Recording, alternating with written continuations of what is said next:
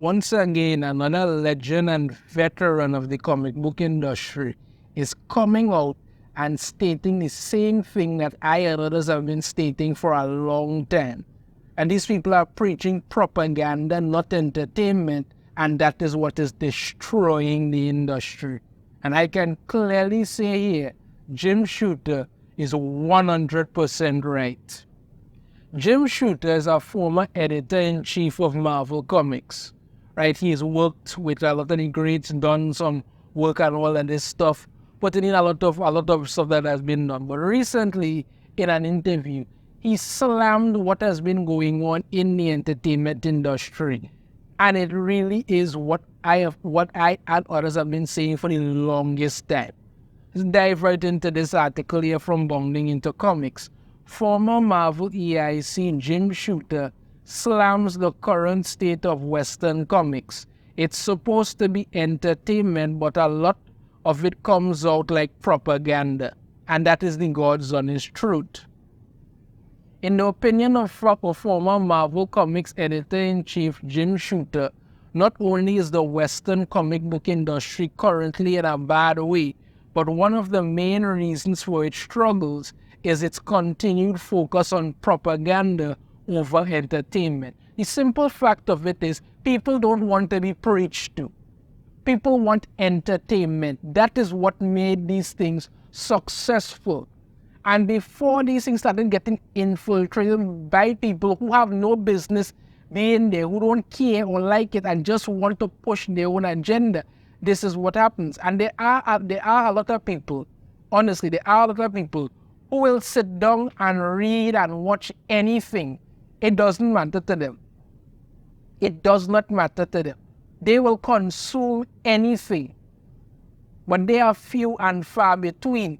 But when you get actual good quality entertainment that literally hits home and says, that's it, that's what you're getting, this is fantastic, these are things that make these things legendary. When you don't get that, what's the point? What is the point? Let's continue on. Shooter, who during his 1978 to 1986 stint as Marvel's EIC oversaw the production of such runs as Frank Miller's Daredevil, Walt Simonson's Thor, and Roger Stern's Amazing Spider-Man, and introduced readers to the concept of a company-wide crossover with Marvel's Superhero Contest of Champions and Secret Wars, offered his take on current state of the industry while speaking with the titular host of the Tony the Toy Rat YouTube channel, Tony Mendez, during last month's 2024 Heroes Con in Charlottesville, right? So this is it here. I'm going to play part of the actual interview so you could hear some of what Jim Shooter has to say himself, and then I'm going to read through what it is here, and I'm going to go over it as well. So I'm going to play that now. In my opinion. Well, we had a nice little time there, yeah. I'd say golden age. All That's right. golden age, right? So how do you feel about the state of the comic book industry today? I think they forgot what business they're in. I think that, hey guys, it's supposed to be entertainment, but a lot of it comes out like propaganda. And I don't care if you agree with every word they say. Nobody wants to read propaganda. It's just, it's boring. And an awful lot of retcon going on. And I mean, like I said, I respect the intent of the creators. And Jack Kirby never intended for Thor to be a girl. And he never intended. Joe Simon, Jack Kirby, and Stan Lee are spinning in their graves because they turned Captain America into like a Hydra guy or a Nazi or something, and then he always was. Well, that's just wrong. I mean, don't do that. Stay true to the character. Yes, stay true to the character. I used to show people old Lee and Kirby books from the 60s. I had a new writer, let's say, on Captain America.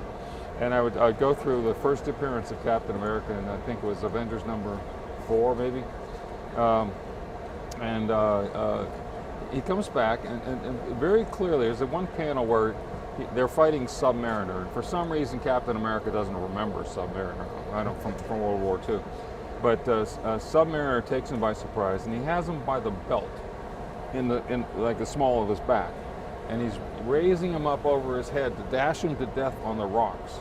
So here's Captain America upside down, being held by his belt, about to die, and his thought is, he's stronger than I am, but I'll find a way to outmaneuver him. That's my guy. Yeah, you know? yeah. I mean, just boundless courage. Never Yeah. say die. He'll find a way. So I'm trying to explain this to the guy, and then right away they start writing him like he's Captain Republican or something, and he's not. He represents the ideals of America, not any political stance. And but I try to work with the guys, and some of them got it. Roger Stern got it. Wow, He got it right. Yeah, he got it right. Nailed it. And as a matter of fact, I think he's one of the best writers we had. We had some really good ones. You know, we had J.M. DeMatteis. We had Claremont, of course. We had the Simonsons, both of them. Larry Hama. Just so many good guys. David Michelini. You know, really, really talented people. And so the ones who really care about it, they got it. Yeah. And they did what they did with this sculpture, which is to make it true to the original creation. There it is. That's how you bring it full circle. Yeah. Right there. So what does the industry have to do right now to get us back to where we were? That's the face. That's the one I wanted to know about right there. Yeah. Like, are we so oversaturated right now with independent comic books? Everybody can create their own thing right now. And so I'm not sure anyone's following sort of a playbook scenario on how we started out, where we are, where we used to be, and why there's been diminished sales in the comic book industry. Way diminished, right? So what do we have to do in the comic book industry to pull us back to a golden age, the new golden age? Well, somebody who knows what he's doing has to be in charge. Where's the next Stan Lee? That's it. And it has nothing to do with the indies. The indies, a lot of them are really interesting. They have really interesting properties and good ideas and stuff like that. Most of them have no training whatsoever, and so they're hard to read, or they're not structured right, or it's just not as good as they could be. And the majors, where they have what used to be the majors, they're pretty small now. They do have some really good talent, but they don't have anybody steering the ship. Yeah. I mean, and so basically each guy, he does what he wants, and nobody tells what's his last name, is Bendis. Nobody tells him anything. He just turns stuff in, they process it through, and or Jeff Johns, or any of those guys. They're just I used to have editors. Larry Hama taught you stuff. Larry Hama, if you needed help, he helped you. You know, if you had Walt Simonson, he didn't need help. Yeah, he's just going to do. But nowadays, I think they're more like expediters, just processes stuff through. I don't see anybody. Is that because you feel like the reader today isn't really immersing themselves in the storyline, or they're just overly concerned with the imagery? Those guys are just they're doing stuff that isn't good. It just isn't good. And it has nothing to do with the readers. It has nothing to do with indies or too many indies or whatever. It has to do with they don't know their craft. Yeah. And they're kind of wrong-headed because they forgot they're in the entertainment business, and they're not focusing on that first. I mean, I don't care if you have something to say on some social justice issue, or fine. Let the character say it. Right. Don't you say it. If it's you preaching at the reader, or if it's the company preaching at the reader, you feel that. That's propaganda, and you don't want to read it. Yeah. If a character states a point of view, that's fine. That's the character's point of view. Okay. And so right from the character's point of view, step one. Yeah, and I think that if they get somebody in there who knows what they're doing and sort of steers the ship, that'll be good. Indies don't matter. When I was at Marvel, that was when the direct market started, and we helped the direct market grow, and they helped us grow. And in fact, the rising tide lifted all the boats. Also, the direct market became a venue for small publishers like Cerebus and ElfQuest. Those guys couldn't get service from the newsstand distributors, not at all. Right. They didn't want them. But when the direct market opened up, all these small publishers could thrive. Ninja Turtles, Distant Soil, all those great things. And we helped them. We tried to encourage them. In a way, they were kind of our farm club. Okay. These guys that start out there, and then they get good, and they want to do Spider-Man. Sure. So they start pulling them up into the ranks there. Okay. And so we encouraged that.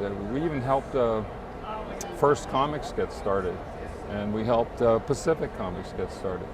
The Shanis brothers had Pacific Comics distribution, and they wanted to go into publishing. They showed up in my office and told me that, and I said, okay, let me show you how. There it is. This is the plan. And same with First Comics. Rick Obadiah came, actually he came to license something to us called Warp, which is co-created by Neil Adams. Nice property. And then he got real fascinated by the direct market and the whole comic book business. And I said, well, let me explain it to you. So I spent 3 days explaining, the Jim basics. Shooter's school. And he goes off and starts First Comics.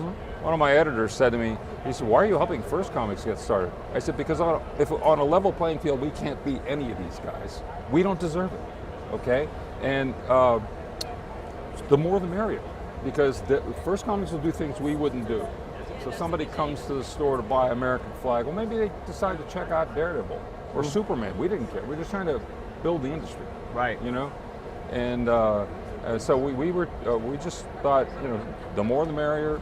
The more little indie guys there are, the more variety there is, the more different kinds of people will come into the store, and so that I don't know. I think that it wasn't just me. I mean, I had some like Archie Goodman and Larry.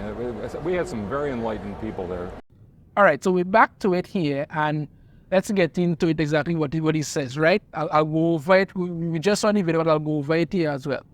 Directly asked by Mendes, how do you feel about the state of the comic book industry today? The comic book veteran bluntly replied in turn, I think they forgot what business they're in. 100% right. I think that, I don't care if you agree with every word they say. Nobody wants to read propaganda. So true. It's just boring, and there's an awful lot of retconning going on. Like I said, I respect the intent of the creators, and Jack Kirby never intended for Thor to be a girl. That is 100% right. But finish off at Agomo. And Joe Simon and Jack Kirby are spinning in their graves because they turned Captain America into like a Hydra guy or a Nazi or something, and revealed that he always was. That's just wrong. I mean, don't do that. Stay true to the character. And this is 100% right. When they decided to make Jane Foster Thor, I was like, how does that make any sense? Because Thor is Thor. His name is literally Thor. A lot of people seem to misunderstand. The engraving on the hammer says, he who is worthy to lift this hammer shall inherit the power of Thor. This person won't become Thor. That's not how it works. That's not how it works at all. Thor is Thor. You're trying to tell me Thor has been Thor for thousands of years. Jane Foster picked up the hammer for 2 seconds and suddenly she's a better Thor than him, and he's already telling Odin, oh, she's so much better than me. It made no sense. You're trying to retcon something to push an agenda, and people didn't like it. And then when that didn't work, they kept trying to find more ways to make Jane Foster relevant in everything. No wonder Thor Love and Thunder failed miserably. Yes, the movie overall was horrible, but Jane Foster Thor made no sense, and this keeps happening. Then he talks about when they turned Captain America into a Hydra guy or a Nazi or something. Captain America's whole reason for his existence is the super soldier to fight Hydra, to fight Nazis. They were shipping comics of Captain America overseas to the people who were fighting, to the soldiers who were fighting the Nazis and stuff. And they were reading issues of Captain America, battling Nazis, and this gave them courage and encouragement to keep going. To go and change that made no sense. Even if you want to say that, oh, the Reality Stone rewrote history, it was stupid. It was a stupid move you were trying to do something. Respect the character, stay true to the character. This is what people like. This is what people enjoy when they're only in this thing. But you don't do that. You want to ruin these characters and then act like, oh, well, you're supposed to love it because we tell you to. That's not how it works. It's never been how it works. Yeah, Captain America, then he hail Hydra. Yeah. Drawing from his own past experiences in support of his point, Shooter then recalled, I used to show people old Lee and Kirby books from the 60s. I had a new writer, let's say, on Captain America, and I'd go through the first appearance of Captain America. I think it was Avengers number 4. And he comes back, and very clearly, there's one panel where they're fighting Submariner, and for some reason, Captain America doesn't remember Submariner from World War II. But Submariner takes him by surprise, and he has him by the belt in the small of his back, and he's raising him up over his head to dash him to death on the rocks, he continued. So here's Captain America upside down, being held by his belt, about to die, and his thought is, he's stronger than I am, but I'll find a way to outmaneuver him. That's my guy. I mean, just boundless courage, never say die. He'll find a way. Yeah, that's what you're looking for. Captain America literally saying, yes, he's stronger than me, but I'm going to find a way to beat him. That's the encouragement. That's the kind of Captain America you're looking for. That's what makes him an interesting character. Don't just say, hey, let's make Falcon Captain America now. Say, okay, listen, we have a Captain America who's black, so he must love you. And as for Steve Rogers, let's have him go to his community college and take art classes and listen to people bitch and moan about how the government does nothing for them. And Captain America has always been an asshole. Yeah, that's really going to do it. This is what you want. You want to see your heroes willing to do things. They show it here. Submariner pick him up and he's about to Captain America. He's stronger than me, but I'll find a way to outmaneuver him. That's what you do. That's it. That's what brings in your readers. So I'm trying to explain to this guy, and then right away they start writing him like he's Captain Republican or something, and he's not.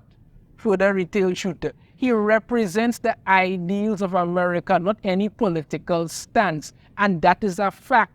People keep acting like Captain America, some kind of Captain Republican. Captain America, the same thing like when they decided to remove Superman's truth, justice, and the American way to represent the rest with truth, justice, and a better tomorrow. Superman is already the man of tomorrow.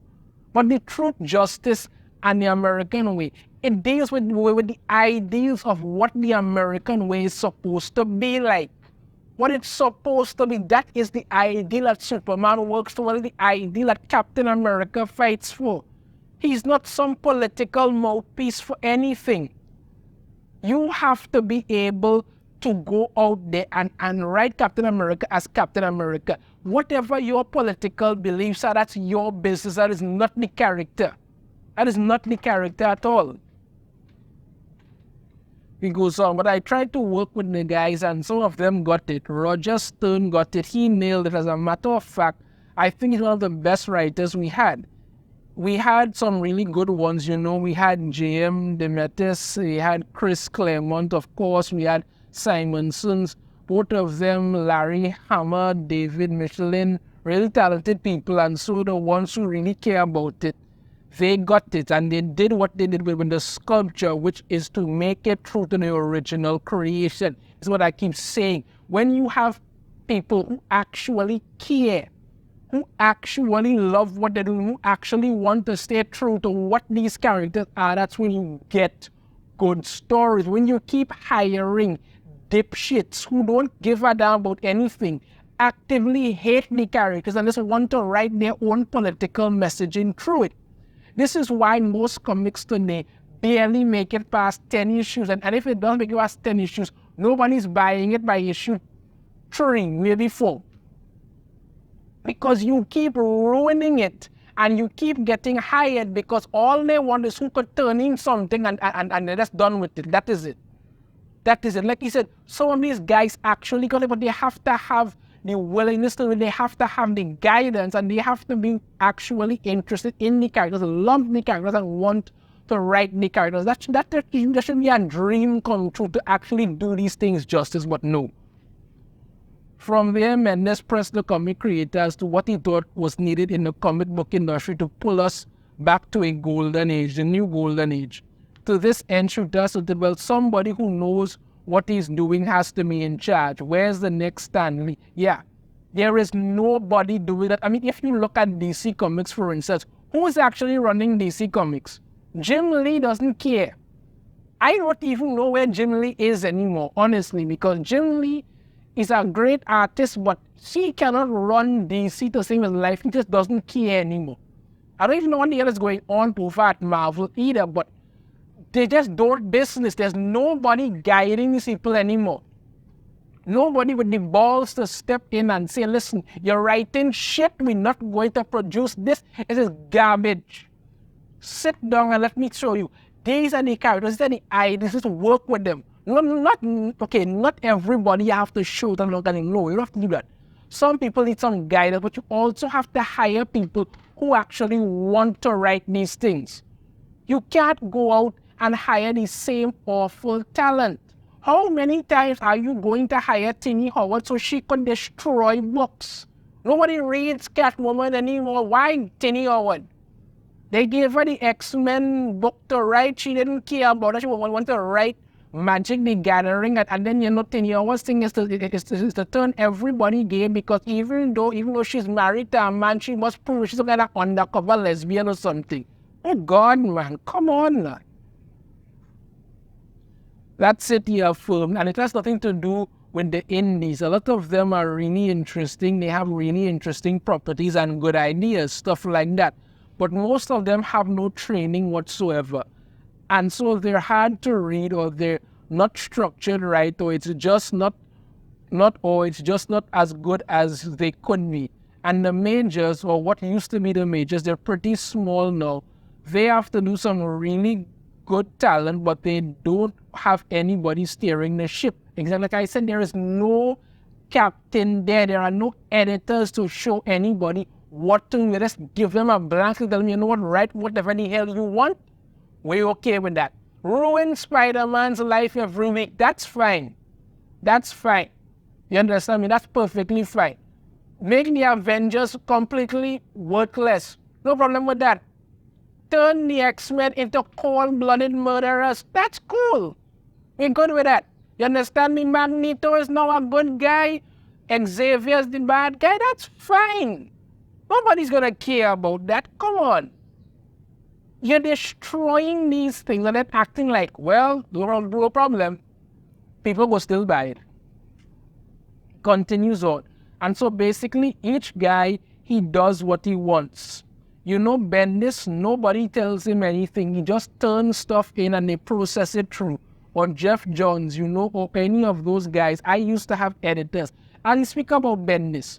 What's the big thing about doing? Bendis is coming. Bendis is coming. Bendis is coming. What did Bendis do? Destroy stuff. Ruin Superman's life. That was fine. He introduced people and nobody was interested. I think he was in one of them was responsible for Miles Morales. I like this Spider-Man through the Spider-Verse movie, but I don't like Miles Morales as a character, because he's just basically, as Eric July says, Peter Darker. That's it. Bendis just puts in whatever, and they act like if he's the greatest thing to ever write comic books at all. A lot of the work that he does is terrible. Bendis created Naomi. Do they even mention Naomi anymore in comics? No, they did a TV series that was absolutely horrible. That's what it is, because she's not a good character. But they act like Bendis is the greatest writer of all times. Larry Hama taught you stuff, he exclaimed. Larry Hama, if you needed help, he helped you. Well, unless you have Walt Simonson, he just didn't need any help. Nowadays, I think they're more like expediters, just processing stuff through. I don't see anybody teaching me, and that is an honest fact. Who is teaching these people? Who? You can't have terrible writers teaching terrible writers, and that doesn't make sense. You won't hire good writers, good artists and stuff because you don't want to pay them. You understand me? The pay rate for Marvel and DC is terrible. Most of these people just get hired so that they could go and brand, I work for Marvel, I work for this, I work for that, and then they have Max Visagio every few months begging for rent money online. That's fine. That's fine. That's what you do. Nobody is teaching people how to do anything, and you have them out there ruining character after character after character and screaming about some representation crap for people who are not buying your books. If people were buying these things, you would be making money, but no. You are online begging for rent money, saying that or you need some help because you may have to start eating dog food just now, and this is what you're doing. Come on now, man. Like this thing here when Jean Grey basically brainwashed Iceman into being gay, that was just wrong. Met by the inquiry from Mendes, is that because you feel like the reader today isn't really immersing themselves in a storyline, or they just overly concerned with the imagery? Shooter declared those guys are just doing stuff that isn't good. It just isn't good. And that has nothing to do with readers or too many indies or whatever. It has to do with, they don't know their craft and they're kind of wrong-headed because they forgot they're in the entertainment business and they're not focusing on that first. People talking about, readers just not immersing themselves or too many indies. No! Look at manga. There are plenty of manga. There are thousands of manga. Yet people still read because you know why? It's entertaining. I keep saying this. If they did to like Naruto, what they're doing now to Marvel and DC comics, nobody would ever read that. Ever. But people read it because it's entertaining and that's what they want to read. People don't care about you preaching your crap day in, day out. People just want to be entertained. But you won't do that, and this is why you keep failing miserably. That's it. Like he said, they've forgotten that they're in the entertainment business. People want to relax and lose themselves in that fantasy world, into themselves. Why do people like Superman? Because they want to believe a man could fly.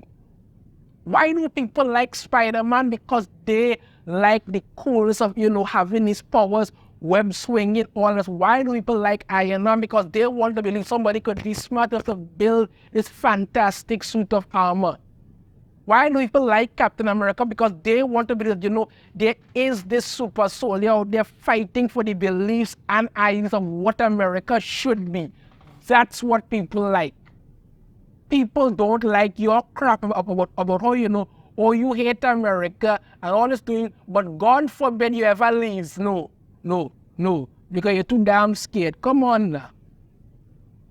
Continues on. I don't care if you have something to say on some social justice issue. Fine, he continued. Let the characters say it, right? Don't you say it. If it's you preaching and the reader, or if it's the company preaching and the reader, that's propaganda. And you don't want to read it. If a character says a point of view, that's fine. That's the character's point of view, and he's quite right. He's quite right. The thing about it is that these characters, you have to know them. You have to understand who they are. That you have to understand who they are. Would they say certain things? Would they not say certain things? That's it. But they don't do that. When you look and you listen to somebody see that happening, you can tell it's either the writer or the company saying this through the character. And that is what because nobody wants that. I don't want to sit there and read you or the company that you represent telling me what you think I should have, because that will turn me off. I don't want to see that. I don't want to see that. Like the comic book guy a couple months back who talked about how they don't want to read what you think should happen. No, and he's quite right. Let the character be the character. Don't let the character be a mouthpiece for your social justice nonsense. Nobody's interested in that. Drawing his thoughts on this particular topic to a close, Shooter ultimately reiterated, I think that if they get somebody in there who knows what they're doing and sort of steers the ship, that will be good. And that's true if they could bring in somebody who actually cares. But I've said it before, bring somebody who actually cares. Get rid of the people who don't care. Bring in writers, artists and stuff who want to do this. We could easily go back to the days of all these amazing things being done. But no, you don't want to do that. This thing here with Jane Foster's Thor facing up against Titania or something. Just nobody's interested in that. Like I said, Jim Shooter, what he said is 100% true. People want to be entertained, not preached to. If you don't understand that, you're in the wrong business. Not everything needs to be. You don't need to race swap or gender swap everybody to prove a point. You don't need to go in there and make up whatever term that they have nowadays and then act like, oh, it's about inclusion. Why can't you include good entertainment then? That's a problem you don't want. But no, let's do this. So yeah, Jim Shooter, 1000% right. What he said, they need to get back to entertainment. But sadly, at this junction, I don't think they have any intention of doing that. Let me know your thoughts on this in the comments. If you have a different opinion, I'd love to hear it. If you like the video, try to hit that thumbs up. Subscribe if you haven't already. Ring the notification bell to be notified every time I put out a new video. And I shall see you all next time. Take care.